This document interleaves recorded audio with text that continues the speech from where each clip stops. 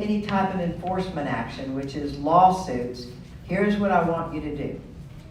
Go into executive session and talk about, amongst the board members and your property manager, okay, we got to turn these people over to the attorney because they quit paying their assessments. We've sent them all the notices.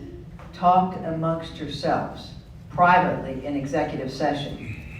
Then when you come out of executive session, that's when you announce, okay, we had executive session, the board talked about enforcement action, and we are going to turn some collection cases over to the attorney. Don't say any more than that. Don't give names, don't give addresses, nothing. You've talked about it, which is what you can do under the law, because that same statute allows you to discuss enforcement action also in executive session. So don't put names out there and don't put addresses out there. That's the last thing you want to do with people. All right, association contracts. This is on page 11 through 12. And does everybody know that the legislature already had an effect that essentially, let's say a board member owns a landscaping company, and he wants to put in a bid to do the landscaping for your neighborhood, and he's on the board. He can do that. Legislature says he can. Be very open about it. He cannot see any of the other bids that come in. You need to get other bids. He can't do any part of the voting, and then the board can vote on it and adopt it. And if they do, please, please, please make sure all the people understand that you are considering doing a contract with a board member. Don't keep it secret, otherwise they're going to accuse you of doing something funny, even if you're not. And even though the legislature allows it, don't keep it secret. What the legislature does want is you're going to need to have a bid process, and anything that costs more than $50,000, you know, some landscaping contracts cost that kind of money. If anything that costs more than $50,000, they want you to go through a bid process and have a bid process in place. So you've got to have some type of policy drafted up on these are the types of bids. This is how we'll accept bids. This is how we'll get bids. If you can't get bids, just show that you tried. You may get one person to respond, and you may have sent it out to 5 people, but just keep all your documentation to show that you did everything you could to get bids, and take the one who responded to you. How many of y'all report people to credit reporting services? Anybody? All right, then you don't have to worry about some aspect of this law. Most of what you're addressing is homeowners association. Most of us have a voluntary neighborhood association. Do these same things apply? Not with regard to 209. If y'all don't have mandatory assessments? No. Okay. 209 does not apply. Well, most With of regard to what y'all. you've outlined doesn't apply to a neighborhood voluntary association. Not under 209. Thank you, ma'am. No, it sure doesn't. But credit reporting services, if you don't record them, don't worry about that. And then with regard to if you have any type of hearings, and if y'all are mandatory associations and you have any type of hearings for people who, let's say somebody has a violation, they have the right to request a hearing before the board. And if you do that, then you've got to the board has to present their evidence, and the person has the right to also present their evidence. And with regard to residential leases and rental agreements, boards cannot interfere in those. You can't ask anything about who you're going to lease it to. Have you done a credit check? Have you done a background criminal check on them? Can't ask that information. All you can do is ask, once it's leased, give me the email address, the name and telephone number of the people who leased it, how many are living in the house, and what are the terms of the lease. When does it start and when does it end? And the other one is the Justice Court will have jurisdiction over a lot of these issues. And that, ladies and gentlemen, is what the legislature has done. Yes, ma'am. This sounds like a reaction to a lot of abuses that mandatory management companies have over HOAs. This sounds like they're punishing people. And just to repeat what the gentleman just said, most of us in here have voluntary associations. This How are you gonna, how do you enforce something like this? For neighborhood association, you can't, No, or won't. the neighborhoods don't, but how does how does the state enforce this? The state enforces it through, if an association violates it, then a lawsuit can be filed against it by a homeowner that lives in that neighborhood. That's how it would be. It'd be enforced by a judge. Okay, now how are the homeowners gonna find out about all these? Oh, they do. They do. They do. You'd be surprised at what they know. Yes, it's on the internet. It's on the internet. They know and they find out. Most of the time, we can't even people don't remember when we have our meetings, even though we've announced them multiple times. Yes, and everybody has that problem where you don't have people show up, but I can guarantee you the ones who will cause the problems, they know, and they find out, and they file suit. Yes, ma'am. Just to clarify, only the 202 and the 207, pages 1 through 4, apply to voluntaries? 202 does, 207, you have to be also a mandatory association. 202, the religious items, That's the, okay. that applies 2 is the only to one everybody. that applies Yes, to ma'am. a volunteer. Yes, ma'am. Thank you. Now, why was that legislation? I mean, has people been raising Cain because they're not allowed to put too You big know what, of a you know, here's cross? where I think it came from. You know, we came through a crazy political season, and so much has gone on in this country, and people's, you know, so many things about people's rights and people's religious rights and everything else. So I think a lot of it was reactionary to that. And what really I find baffling, the Texas Realtors Commission did not object to this.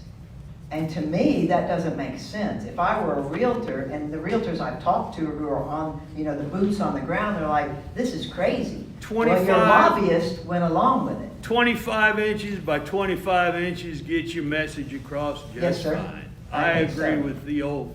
The old one was fine, but right now it's, Open season. it is, yes, sir, and we will see it. And the problem is once it's allowed, when we go back, the legislature, there's no way they're going to say, and this applies to everybody in the year and a half that we weren't in session.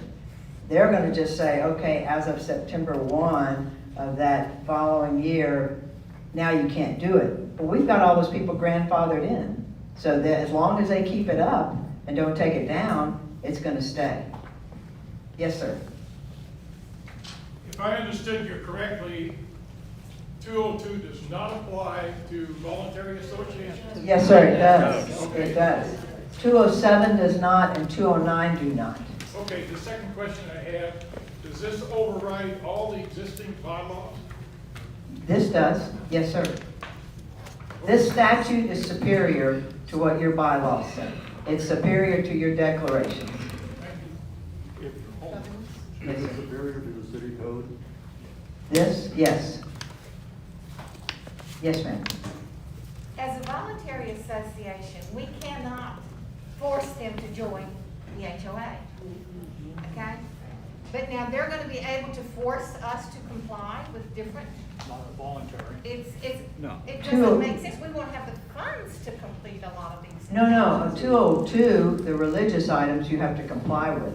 The rest of them you don't. The legislature has not made you yet do that. Only 202, not 207. Just 202. Okay. 207 and 209 both say that you've got to be a mandatory association, or mandatory dues.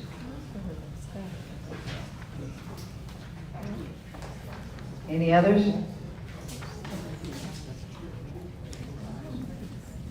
Bill, if a lot of you guys share the same sentiment as Bill regarding the religious items, please, we implore you to contact your district representative and let him know about it. And that way, because we're going to be working with the legislature in November, getting down to the legislative intent of why these changes were made to the law. And so the only way to get really noticed by these members is when y'all speak up. So please speak up, tell your district representative, and that gets the word out.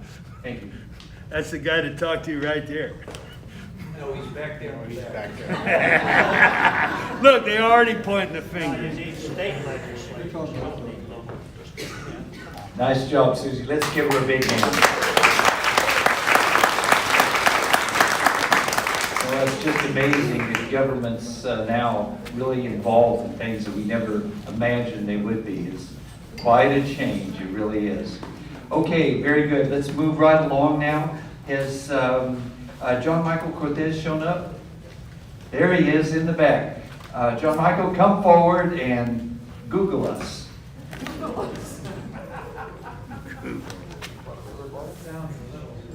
And is Raul here? Okay, Raul, we need to adjust the camera.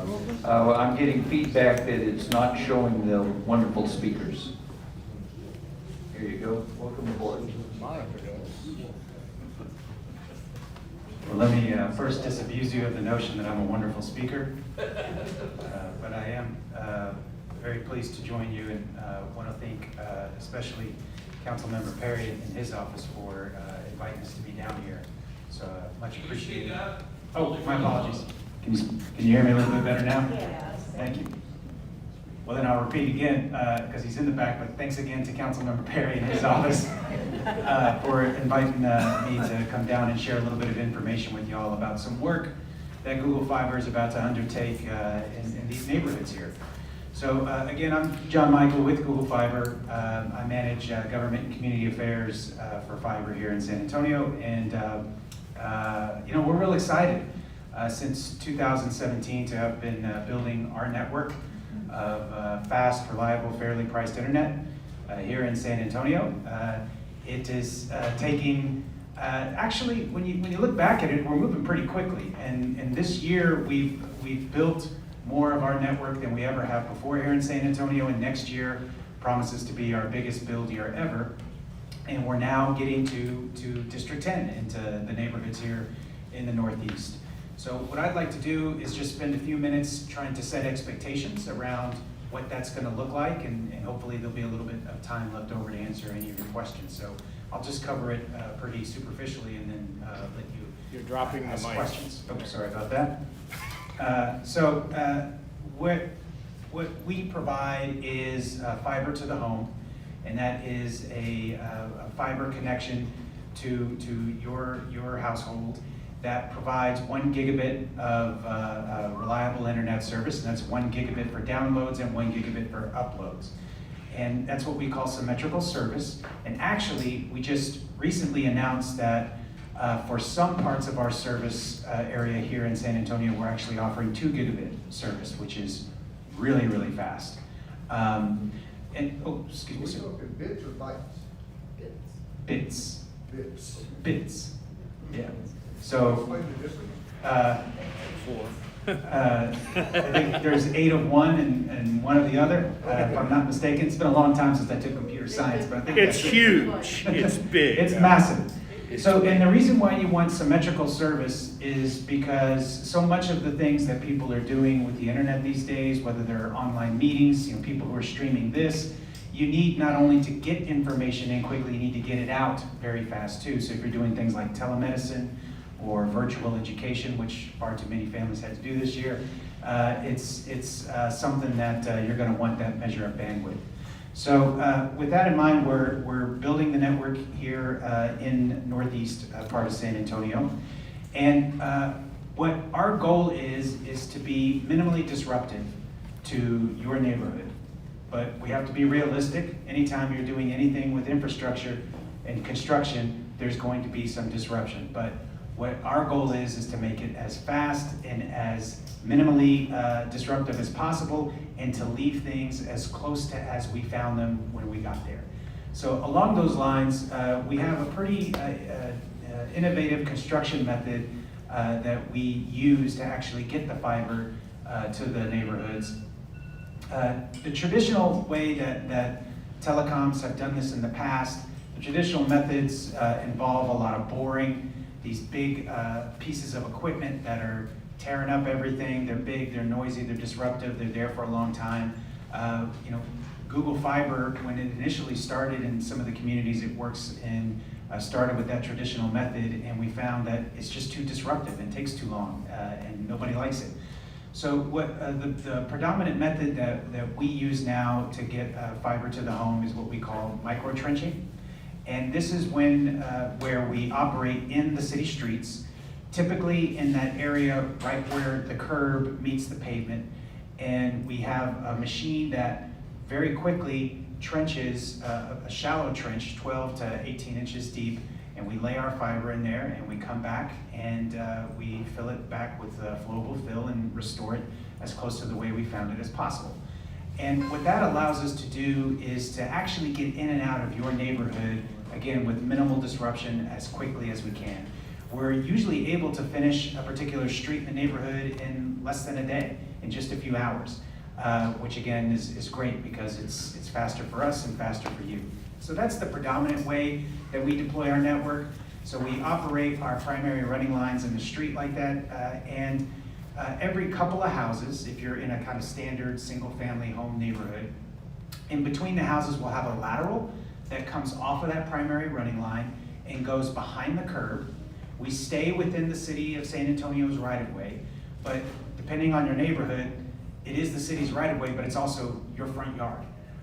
What we typically do in between those houses is we'll cut a little trench and we will bury, dig a little hole to bury some fiber down there in a little spool, a little coil, and then we restore the dirt, restore the sod, restore everything, as close to as we found it as possible. And that's there, so when we're done building the network and after we've spliced it and tested it and done all that, if any of those residential units that are on either side of that, every couple of houses, and we do that right near the property line, we have a place to connect it to the network if you want the service. But it is there below ground. Another thing we should mention is in some neighborhoods, you'll see a lot of telecom infrastructure, like the little boxes that are by the house. You know, they're usually about this tall. You know, they try to disguise them, but they're there. We don't do any of that. All of our stuff is below the ground.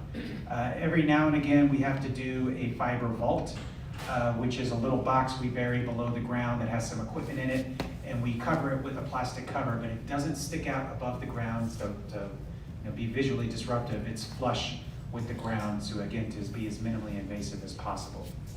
So that's our predominant method of construction. We will occasionally do directional drilling and that big boring stuff, but that's usually only to cross a major street because the city doesn't want us crossing the major streets by micro-trenching, so we go under them.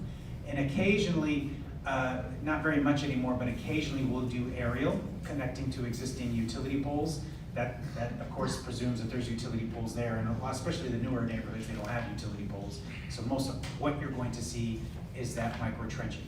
So now what that means is, again, we'll be in these neighborhoods operating in the city streets. And that needs to be said. So several of you, I imagine, live in neighborhoods that have private streets that are owned and maintained by the HOA. If that's the case, we may not be building in your neighborhood. Most of our license agreement is with the city to operate in the city streets.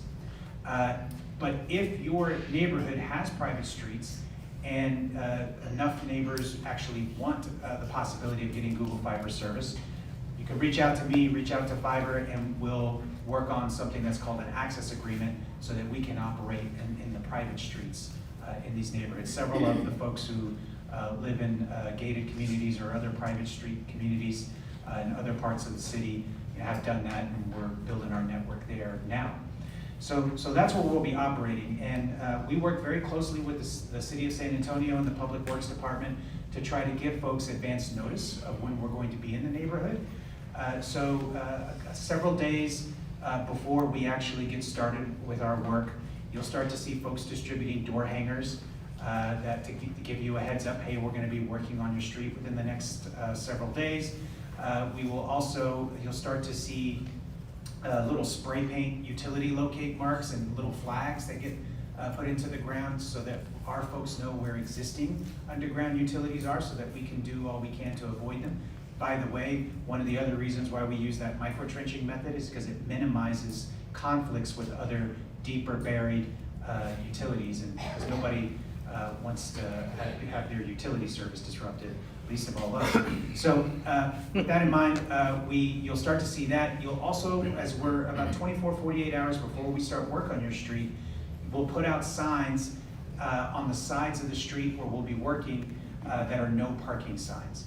And we put that out a few days before so that folks, if you park regularly in front of your home on the street, that gives you enough time to move your vehicle. Now, most folks park in their driveways or in their garages, but some folks do park in the street. We want to give you enough time because we have to have those vehicles moved out of the way so we can work in that area between the curb and the pavement. Now, 99% of the time, that's fine, and everybody moves their car if it's there. Occasionally, we'll be showing up to start work and there will be a vehicle there. What we do is we go knock on doors and try to identify the owner and ask them to move their vehicle so that we can work there for the day. That, again, takes care of most of the rest of the cases, but occasionally we aren't able to locate the owner and we will move the vehicle. We'll tow it, not to a tow yard. We'll just usually move it just across the street or down the street where we're not working. And we'll get our work done, and this is all done at our expense, and then we'll move it back to where we found it once we're done. Again, it very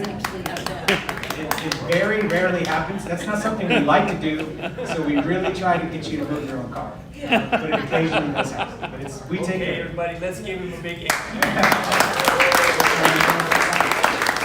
I have one question. He talked about below ground where you have, there's AC power going into that thing, right?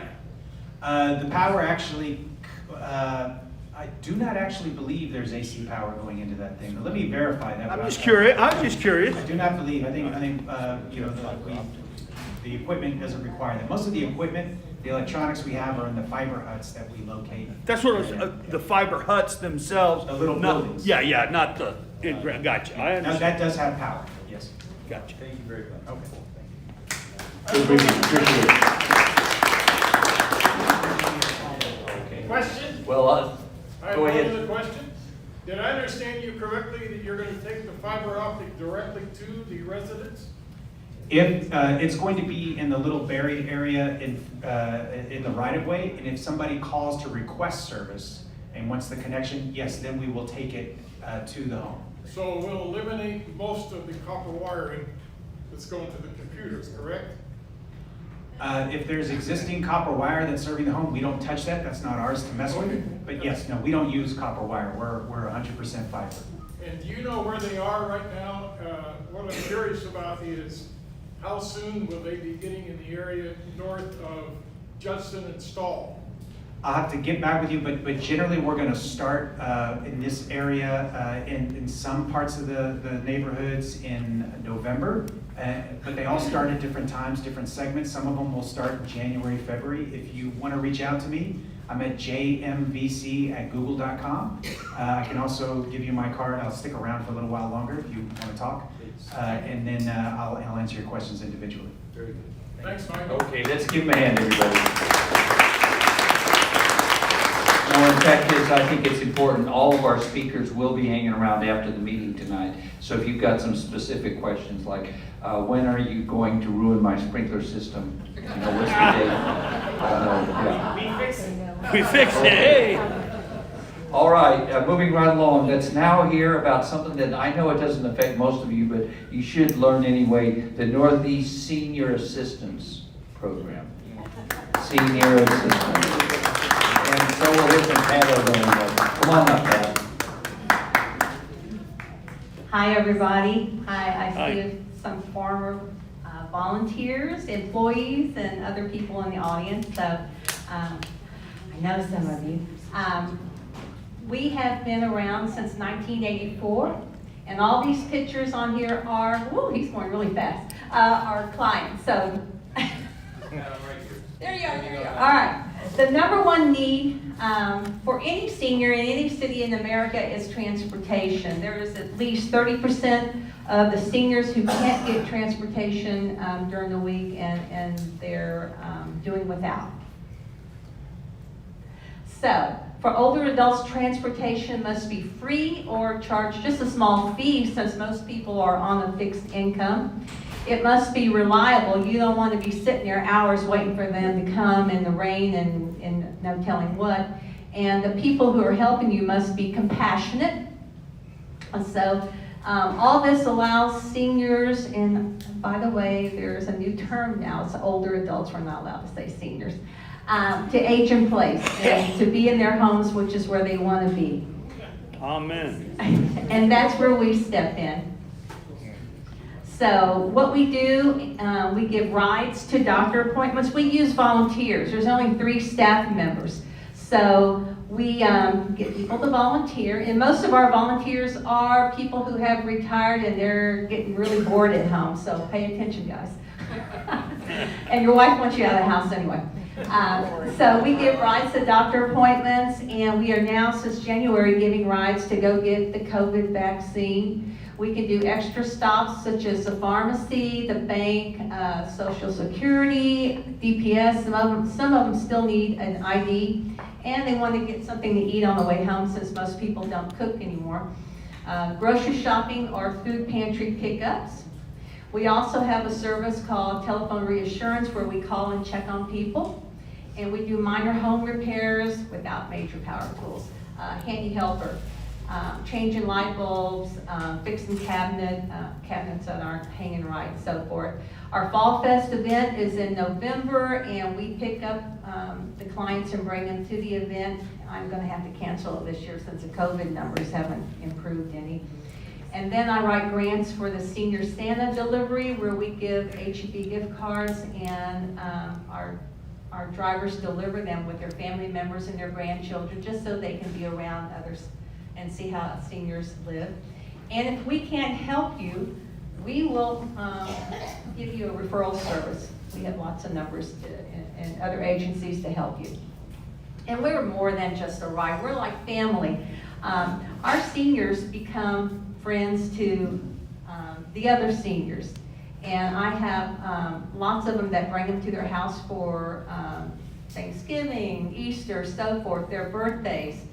I caught this guy over here when I went to pick up his neighbor. He was over there installing a convection oven for her. I go, Dan, what you doing over here?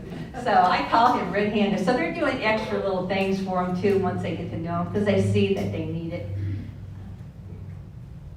So the people served have to be at least 60 years old. They can no longer drive safely. Some still drive, but they shouldn't be on the highway. They must be ambulatory to transport. We cannot transport anyone in a wheelchair because most of our drivers are seniors themselves and they can't help lift them up or put the wheelchair in the car or whatever. But we can't grocery shop for those other people. They have to live in the northeast quadrant. So we go all the way up to Evans Road, north of 1604 now. We do Live Oak now. And all of this northeast area, so all of District 10, some of District 9, 2, and 1. And before a person gets into the system, we send an outreach nurse to do an assessment just to make sure they fit the program. They open the door, they're sitting in a wheelchair. So she's going to make sure that they can get in and out of a car using a cane or walker, and make sure that it's a safe place for our volunteers to go to, because we don't want to send you any place that would risk your life. And it takes about 2 weeks to get into the system. And right now we have about 360 clients. Some get rides every week. There are people who go to the doctor every week. And we can also grocery shop for them. So what's special about us, what's unique about us, is that we're door through door. Unlike a taxi or a Via, we walk to your door, knock on it, walk you to the car, put you in, take you to the doctor, walk in the building, help you find the doctor's office, sign in, and just the other day I was filling out all the forms for the lady because she couldn't see it. And then she asked me to go inside and listen to the doctor with her. So it's just like taking a friend or a family member to the doctor. And then on the way back, we never leave you. We never leave. So unlike other, Via or Pressa or whatever, you have to call them and schedule to be picked back up and taken back home, and that could be a 2-hour wait. So we never leave them, and then they do stops at the pharmacy along the way, or they go out to eat, and they return the client home, and then they go home. So to be a volunteer, you must be at least 21 to transport the clients. I get a lot of seniors in high school who want to do it. I'm not ready to let them transport. But they can shop. If you're 18 and older, you can shop for someone. And there are people who are under 18, their parent has to be the initial volunteer because they want to get community service hours for school. And they must have compassion for the older generation. And it's important. And most of them, you can't help but like them all. We do background checks on everybody immediately, and we do a DPS driving record. If I see anything suspicious, we don't let them through. And I write grants, and so you get mileage reimbursed. See, I'm doing a pitch here so we can get more drivers out there. You can drive once a week, once a month, or whenever you feel like it. I have a few drivers who are driving almost every day. I'm afraid they're going to burn out, but they haven't yet. So currently we have 90 volunteers, and yeah, every age group out there. And those are volunteers too. Right now, everyone's wearing a face mask. The morning of the trip, you must self-assess and make sure that you don't have a fever, you haven't been feeling sick and all that. If both are fully vaccinated, we're letting them sit back in the front seat. If one of them, the client or the driver, is not vaccinated, you have to sit back in the back seat. And What if you have a pickup truck? I'll say, listen, I get so many men that come around and they got the double cab, and I'm going, what does your wife drive? Use that car. And this is sweet lady. This is what's special about the relationship between a NISA volunteer and a client. Both of their lives are improved. And so that's our website, and we're at MacArthur Park Lutheran Church on Nacogdoches in the Little Red Brick House. And if you have any questions, I'd be happy to answer them.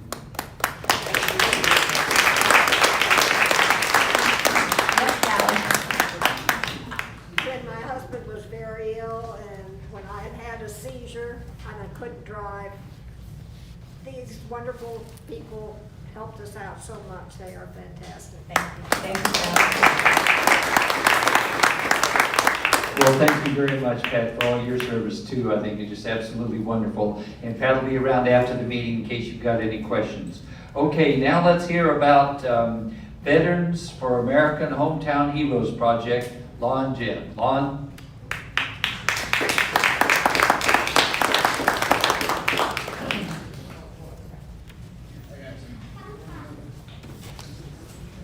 I got my crew. They're coming. I got my backup. Okay, watch the cord, crew. Yeah. Right back here, guys. Right over there.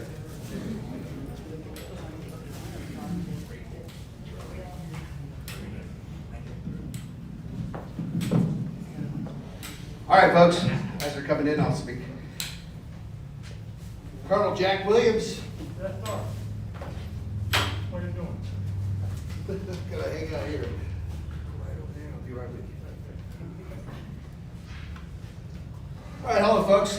Today, my name is Lon Jett IV. Can everybody hear me?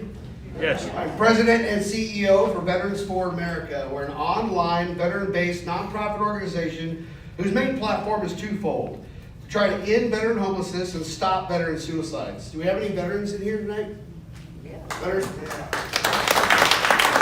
Veterans for America wants to thank you for your service. Do we have any family members of any veterans here tonight? Well, thank you. Veterans for America, we salute you. Thank you, ladies and gentlemen, for coming out. I think you're going to like this idea. It's pretty cool. I think we did. So I was recently on a trip to Huntington Beach, California, and we saw these banners. And I thought, what a great idea for San Antonio Military City, right? I mean, really, we are Military City, USA. So I spoke with some of the council people, and they informed me that they use a regular printing company. So to be eligible to be on one of our banners, you have to have a DD 214. If you don't know what one is, I have one to show you. With an honorable discharge or the service member's active duty. That's it. So let's go to the next slide. Okay, this is a rundown. Now, You see the size of these things. They're 28 inches wide by 76 inches tall. 6 foot. Yes, it's a big banner, and you know, it's a noble project, so we need a big banner to represent San Antonio, USC. There's some lane closure fees and the hardware and stuff like that, and the graphics, but pretty much that's what they look like up on the banners. What we're going to do is have one banner per pole. Next slide, please. All right, now this is where we're going to have it. We're going to install them right on Thousand Oaks from Chapala Way, which is that Chevron station, all the way down on the library side and on that empty field. All that empty field up here and right here where the library and stuff are. So we've already was in contact with Dixie Flag Company. So we met with them, the install crew. We met with the engineers for City Public Service so they can come out and plot where we're going to put these. So that's pretty much it. Right there, Chapala Way, right down past the daycare center, right by HEB. So from Chapala Way right there to that daycare center. Next slide. Okay, here is the Dixie Flag Company's estimate for 30 banners, 30 poles. You want to look at the per price, $83 if you get 30 or more. So we have 30, I'm sorry, 27 or more, or 37 or more, sorry about that. And so we ask that the service member or the sponsor of the service member purchases the flag for $83. Why? Because once the flags go up, they have a 1-year time limit, and then they get switched out with new members and new veterans, right? New people to honor. So, and the hardware is already there, so they're not going to charge us for the hardware. So, I think District 10 can lead the way on this. I really do. So, once we get them down, we will ship them or mail them to the service member or to the service member's sponsor. So you get them back in the end. That's why you're paying the $83. And that's just to help us cover some of the costs with these things. Let's see. Yeah, I think, and then there's the hardware. So yeah, next slide. There we go. There's some fundraiser stuff. If you guys would like to make a donation, just give me a call. I have plenty of business cards. So I won't take up a lot of your time, but we do want to meet with you at some point if you're interested in helping out. We did some planning and some plate sales that we had, and we grossed over $1,300 to help cover some of the costs for these banners. And we'd just like to, real quick, we'd like to thank a few people, and just take a few seconds. One, we want to shout out to Miss Joe Alexander. Hi, Joe. Thank you for making those lovely, delicious brownies. They sold out at the plate sale. I mean, you know, it was brisket or brownies, and you know, brownies won. So, you know. So on that note, I'd like to turn it over to my founder, Rick Martinez. All right, real quick. Thank you. Real quick. This is all about what have we done for our veterans. You know, America dropped the ball. 31 years ago, we started Veterans for America because veterans were committing suicide and they were ending up homeless. The numbers are the same as they were 31 years ago. This is a project where everyone can be a part of. And ask the question, what have we done for our veterans? A shake on the hand, a pat on the back, thank you for your service. $5 to a guy holding up a sign. Let's congratulate our heroes. We have a World War II. This is Cowboy Jack Williams. Korea, Vietnam, jet fighter pilot, 2 wars, and we have found at least 5 Distinguished Flying Cross awards that this man is worthy of, and a possible Medal of Honor. This is a hero, a war hero among us. Okay? We have Jeff, we have Daniel, our heroes. These are our heroes. This is a small way to say thank you. And maybe when a homeless veteran is walking around the streets ready to take his life, because it seems like his country doesn't care, and maybe if he sees a banner with one of his comrades in arms being displayed by the city of San Antonio, the city of Manhattan Beach, the city of Pennsylvania, the city of Long Beach, this has taken off, and it should take off, because we still have over 35 veterans committing suicide every day. And we have over 85,000 homeless veterans in America. I don't understand it. I do not understand. And it breaks my heart. This is something bigger than us. So we had a fundraiser. Lonjet put together a fundraiser. So I wrote a letter, and Lon thought it would be a good idea. So Daniel, Rosemary, and Danny, it's Veterans for America, Executive Board of Directors and members, thank you for your support in helping to honor our nation's heroes. We are grateful for everything you have done and have been doing to help us with this noble project, Hometown Heroes, that will show our veterans that we are truly appreciative of their selfless sacrifice to our beloved country, the United States of America. We commend you, Danny, and Daniel, and Rosemary. These people stepped up and helped to raise money for this project. Everyone in this room has a chance to be a part of something bigger than them, every one of us. So, God bless our heroes.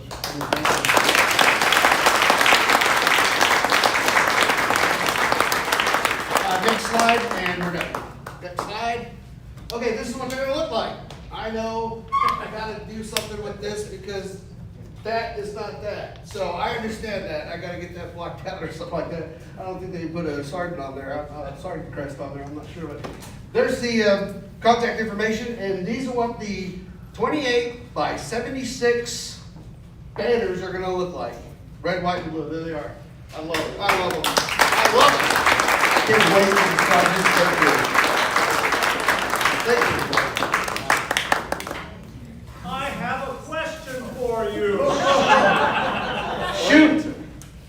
Saturday, I was out in Gonzales, Texas, and I was downtown, and they had banners just like yours. All right. Up all around their war memorial. Yeah. In the middle of town. So do you have plans to get this where tourists and visitors? Yes, actually, we have an idea. Business people in San Antonio? Yes, as soon as we finish this area, this area, Thousand Oaks, we want to do something in the airport area. And they do only World War II, Vietnam, only the folks that are not with us are going to be up there. What we want to do is put them up by the airport. And the Alamo area. And the Alamo area as well, because we have hometown heroes like Davy Crockett, right? The old guys, right? Okay. Why can't they have a banner too? Somebody's got to give me a good vector print on that. So. All right, everybody, let's give him a hand. Nice job, and thank you, gentlemen, for turning out tonight. It's wonderful, it really is. Okay, let's wrap up our meeting tonight and listen to Councilman Clayton Perry. Let's give him a hand.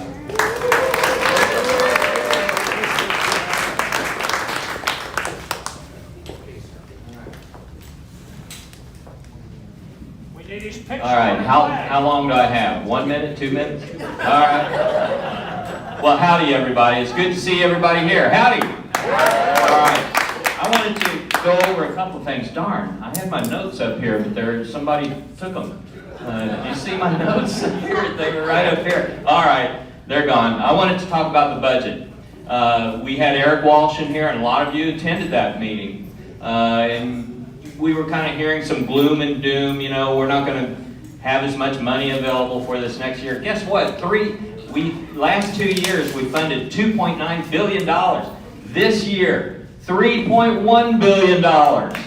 Where did that money come from, and where's it going? And that's, you know, I tell you what, I fought like all get out to try to get you a homestead exemption or a higher homestead exemption. And also, I fought to get a tax rate reduction. Neither one of them went. Every colleague voted against that tax rate reduction. Everyone. I was the only one that voted for it. Y'all need to get in touch with the mayor and these other council folks saying, hey, we want some tax relief. Property taxes went up again. In fact, for this year, went up $20 million for the city. That contributed to that excess $200 million for this coming year. And I said, why don't we take $5 or $6 million of that tax increase and give it to our homeowners or reduce the tax rate? No, we want to spend every penny we get. So that's what happened. We missed out on a homestead exemption, increasing that, and we missed out on a tax reduction. So I'm going to try it again this next year. I'm going to keep going after it. Landry, help me out. What were some of the other notes? What? Streets. Oh, streets. We had 10 wins here in District 10, and I'll get those out to let you know, every year we kind of come up with what were our wins here in the district. We got 10 more again this year, so I'll put those in the newsletter and get them out to you on what we actually gained here for District 10. And we did have some gains. Despite gains going to other districts, we had some gains here also, and I'm really proud for that. Help me out, what's another issue? I'm on a time clock here. Right. What? One thing that we need to talk about is National Night Out. Oh yeah, real quickly, National Night Out has been canceled, but if your neighborhood wants to do something, get in touch with my office, see where we can help out, and I'll certainly get around to those neighborhoods that are going to continue to do something this year. And we'll get we'll get the safe officers out there, and we will get around to those neighborhoods that still want to do something, even though the San Antonio and National Night Out has been canceled. So if you still want to do something, let us know. What else, Landry? Okay, those were the big items. Yes, Bill? Yeah, I just read in the paper where the LENS, the rebudgeting process benefited us, District 10, because we've been on the tail end for so long. Do you agree? Absolutely. Is And that one where- of our biggest areas is streets. In fact, we have, last several years, we have been getting the bigger portion of the budget for streets. And this is no exception. We're getting an increase in streets again this year. So Because we're going to continue to see all that street work going on here in District 10. And that's one thing that I'm really, really proud of, is the amount of money we're getting and the number of streets that are getting redone here. And we got the bond coming up. We're going to put a whole bunch of bond money towards streets, particularly the F streets, those streets that are completely failed out there that you can't hardly drive down anymore. So we're going to put a bunch of money into those F streets also. And District 10 will be a big winner there also. Yes, sir. I heard something about a Mud Creek Trail extension. Yes. In Galveston Park. Yeah, I'm excited about that. This has been in the planning for several years. If you listen to my TV interview back in 19, I said, I want to extend trails up through District 10 like they have extended around this entire city. We got 70 miles of trails here in San Antonio. You know how much District 10 has? How much? About 2 miles. That's it. And I think our neighborhoods need to be connected to this trail system just like all the rest of the city. So I've been working real hard. Mud Creek is the very first one. But what I want to do, my vision is to take that trail system all the way outside of 1604 up to those housing areas, way up there, and bring them down and connect to the trail system. There are some controversies about this, but you got to look at these are city parks, And everybody should have access to the parks as well as the trailway system that we have literally spent hundreds of millions of dollars. Everybody should be enjoying that. So right now, that's kind of where we're at on that. We got a public meeting coming up. Anybody can come to that meeting. When is that meeting? October 4th, here in this room from 6:30 to 7:30. Okay, great. Got it from Samantha. All right, any other questions? Yes, ma'am. Earlier this year, I believe, the city voted in favor of Proposition A or B to take money from bond issues supporting streets and infrastructure to build affordable housing.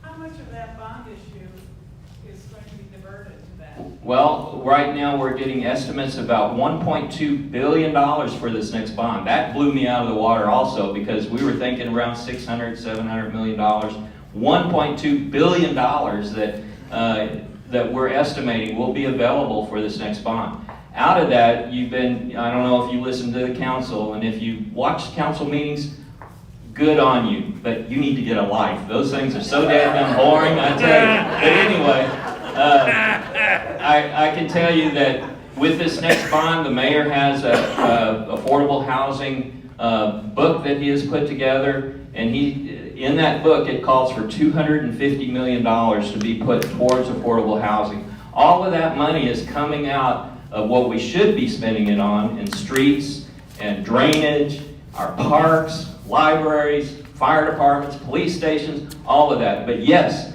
if you remember, I told everybody to vote against that proposition. I think it's Proposition B. It got passed. So basically, the city now can write a blank check for anything they want to spend this bond money on. And it's adding up. The current bond issue, the one that we're operating under now, or the planned bond issue? The planned one, this coming May. You'll all get an opportunity to vote for this next bond issue this coming May. And it'll be advertised. We got committees that's going to be appointed to work on that, defending what we want here in District 10 against all the other districts. And we got a good list of projects so far, and we're wanting to fight for every one of them. And some of you have already volunteered to be on those committees. If you want to be on any committee, get in touch with Samantha back there, give us an email, and let us know, yes, I want to participate on one of these committees. It's actually a lot of fun. I did the streets one back in 2017. Boy, that was a fight there too. So these are actually really good to sit on and make your input into the city, what you want to see. So how much longer do I have, sir? You've got 30 seconds. Okay, 30 seconds. Yes, sir. October 5th, October 5th for the National Night Out. Is that where you could participate? Yes, October 5th, National Night Out. Yep. All right. Just a few more seconds. All right, yes, ma'am. I think we also need to let people be aware of the fact that there's a special election going on right now for District 118, the state representative who stepped down in August. The election for his husband is going on in Lotus Sims Library. Yes, ma'am. All right. Thanks for reminding us. Absolutely. All right, just one more. Yes, sir. You gave us a lot of good starter information on this new domestic violence initiative that the police department, police department gets to do a ride along on, okay? Is there gonna be like some ongoing data collection or something to find out how well this works? And what's the city gonna do to indemnify the families of dead social workers after something goes wrong? Well, that was one thing that I stood firm on. I am not going to allow these teams going out without a policeman in tow. That will not happen. And we will be collecting data, a heck of a lot of data on this, which, I'll put that in the 10 wins for 10. Y'all will see that in the newsletter and upcoming articles also. Okay, very last one. Yes, ma'am.